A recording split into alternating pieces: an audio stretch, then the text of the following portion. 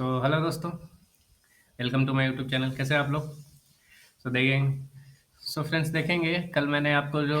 Levels दिया था और आज उस पे अगर आपने सही से ट्रेड किया होगा तो आपने आज अच्छा खासा पैसा बनाया होगा, क्योंकि हम लोग को जो बड़ा मूव चाहिए था आज वो हम लोग को देखने को मिला। देखिए, कल से अगर देखें, अगर आज ओपनिंग ही लगता है 100 150 100 120 पॉइंट के नीचे ओपन हुआ था। लास्ट डे का क्लोजिंग हम लोग का था 436 के करीब, 44,436 के करीब। और ओपनिंग हुआ था हम लोग का, ये लगभग ओपनिंग दिया 44,318 के। मतलब कि आपका, मैंने आपको बोला था कल कि अगर 44,200 को ब्रेक करता है तभी हम नीचे की तरफ का ट्रेड देखेंगे, नहीं तो हम बाय ऑन डीप ही करेंगे। देखिए, क्या वो जैसी ओपनिंग हुआ पहले 5 मिनट में ही वो लगातार नीचे चलता गया, ठीक है। वो नीचे ही उसी फ्लो में नीचे चला गया और 200 को भी ब्रेक कर दिया, और ठीक है, और वहां पे जाके वो बहुत बड़ा मूव दे रहा था। देखिए, अगर मान लीजिए मेरा तो अगर यही ट्रेडिंग का स्ट्रेटेजी रहता है कि मैं पहले 5 मिनट 5-10 मिनट में ट्रेड नहीं लेता हूँ, आराम से देखता हूँ कोई ट्रांजेक्शन बनता है या अगर कुछ रेंज अगर वो वैसे दिखा उसको ब्रेक करता है, इसके बाद मैं ट्रेड करता हूँ या देख लेता हूँ कि थोड़ा मार्केट स्टेबल हो जाए, इसके बाद ट्रेड लेता हूँ। लेकिन क्या होता है कि आज जैसे ही ओपनिंग हुआ थोड़ा सा ऊपर की तरफ गया, मैंने नीचे की तरफ का क्या अपना पहला पोजीशन बना लिया था। स्मॉल क्वांटिटी, बहुत ही छोटा क्वांटिटी था, लेकिन मेरा प्रॉफिट वो बहुत बड़ा देके गया, क्योंकि नो एक ही फ्लो में वो 100 120 पॉइंट से ज्यादा का मुझे वो करेक्शन वो नीचे की तरफ दिखाया, तो मैंने वो ले लिया ट्रेड, और फिर जहां पे वो रेंज में फंसा इसके बाद मैं वहां से बाहर गया और सेकंड पोजीशन वहां पे बनाया, ठीक है। तो अगर मान लीजिए पहला अगर आपने वो देख अगर छोड़ भी दिया हो तो देखिए, लास्ट डे से क्या हुआ था, मैंने आपको बोला था कि जब तक 44,511 को ब्रेक नहीं करेगा हम ऊपर की तरफ का ट्रेड नहीं लेंगे, और ऊपर का ट्रेड अगर हम लेंगे तो वो हैवी क्वांटिटी रहेगा, वो बड़ा क्वांटिटी आप ले सकते हैं कब, लेकिन जब 44,511 को ब्रेक करना चाहिए, ठीक है। ब्रेक करके वहां पे 15 मिनट का कैंडल को वहां पे क्लोज होना चाहिए 44,511 के ऊपर। इसके बाद वो हमारा पहला टारगेट था 44,666,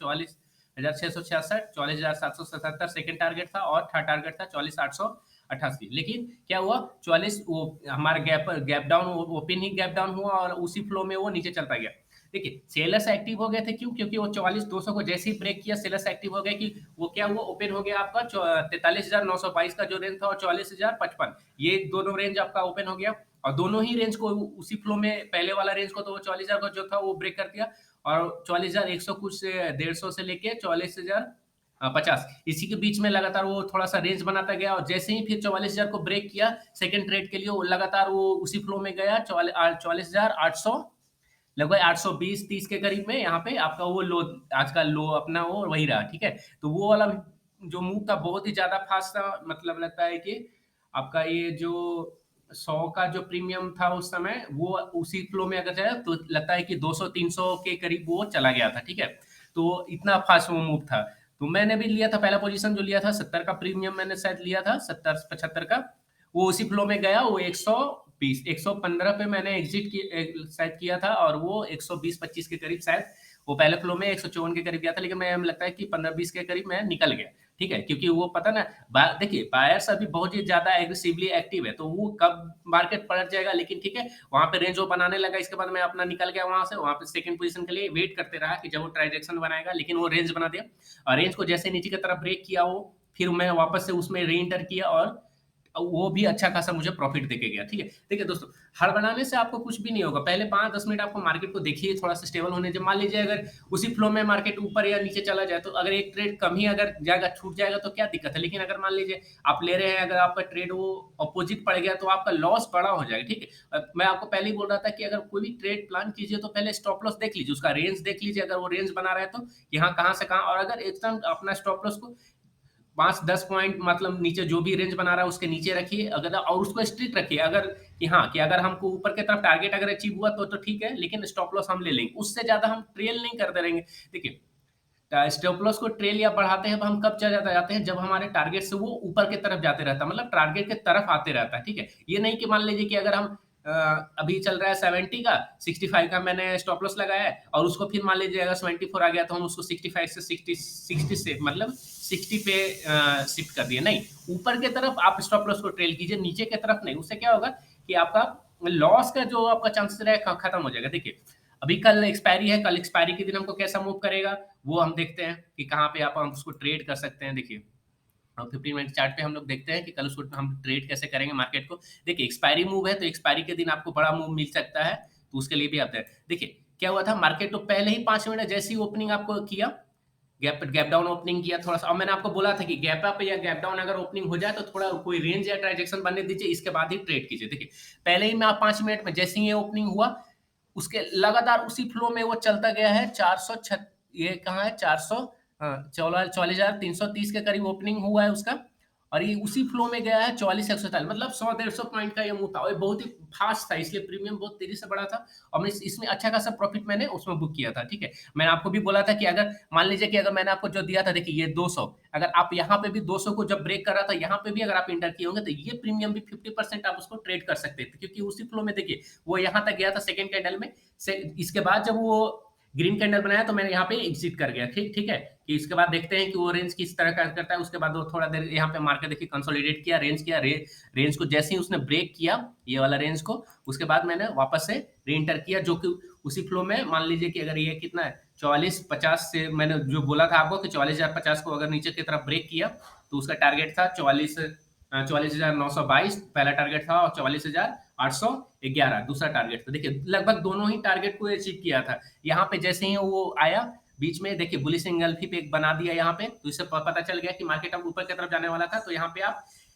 बाहर आ सकते थे। ठीक है, ये लगातार ये 1 बजे का जो भी है आपका कैंडल दिखा रहा है, इसके बाद क्या था कि आपको सिग्नल दे रहा है। देखिए अभी थोड़ी प्रॉफिट बुकिंग तो आएगी, क्योंकि जो भी यहाँ पे सेलर्स ने नीचे लेकर आया था, और जो भी अपना वो नीचे की तरफ ट्रेड कर रहे थे, वो इंतजार कर रहे थे कि शायद और नीचे की तरफ हमें मूव मिल सकता है, नहीं मिला तो लास्ट में क्या होता है कि 2-2:30 बजे के करीब लगता है ये आपका बड़ा मूव स्टार्ट हुआ था। हाँ, 2-2:30 बजे के करीब का जो ये कैंडल है, इसके बाद जैसे ही देखिए एक रेंज बना दिया था। ठीक है, इस रेंज को जैसे ही ब्रेक किया, एक बड़ा मूव आपको देखने को मिला, जो इसी फ्लो में आपको लेकर चला गया 962 और 950 से 269, मतलब ये 300 269 ये 268 या ठीक है 268 का हाई लगाया था, और ये चला था आपका ये 950 के करीब, तो पता 50 इधर, और लगता है कि 2-2.5 मतलब 2-250 पॉइंट का मूव आपको आधे घंटा के अंदर में मिला, तो ये बहुत ही बड़ा मूव मिलता है। आप इसमें प्रीमियम बहुत तेजी से बढ़ा था। ठीक है, तो वो क्यों आया गया था, क्योंकि सेलर्स ने यहाँ पे अपना पोजीशन छोड़ा, और बायर्स में आपको पहले से ही बोल रहा हूँ बहुत ज्यादा एग्रेसिव है, तो उनको जब भी मौका मिलेगा और मार्केट को ऊपर की तरफ, एक चीज अगर आप लोगों ने ध्यान दिया होगा तो देखिए क्लोजिंग हमको कहाँ पे मिला है, वापस से हम 44,000 के ऊपर क्लोजिंग दे दिए हैं। 44,150 का जो हमारा रेंज था उसी के आसपास में आके ये क्लोजिंग दिया है 44,147 का। ठीक है, मैं आपको पहले बोल रहा हूँ 44,155, जैसे ही कल भी अगर आप देखेंगे तो 44,000 जो ये आपका ये रेंज है, 44,155 का जो ये रेंज है, 44,177 के ऊपर जैसे ही अगर अगर आपको ये जाता है, उसके बाद आप अपना दूसरा पोजीशन ऊपर की तरफ बना सकते हैं, जो आपको लेकर जाएगा 44,000, पहला टारगेट रहेगा आपका 44,222 का। ठीक है, 50 पॉइंट का स्मॉल स्मॉल टारगेट रखेंगे, क्योंकि कल एक्सपायरी है दोस्तों। अगर एक्सपायरी है, अगर उसमें आपको थोड़ा थोड़ा 50-100 पॉइंट का भी अगर मूव मिल जा रहा है, तो आपका प्रीमियम बहुत तेजी से बढ़ता है, क्योंकि एक्सपायरी के दिन क्या होता है कि आपका प्रीमियम का बहुत ज्यादा स्मॉल रहता है। मान लीजिए अगर फ्राइडे को आप 5,000 में अगर आप लगभग लगता है कि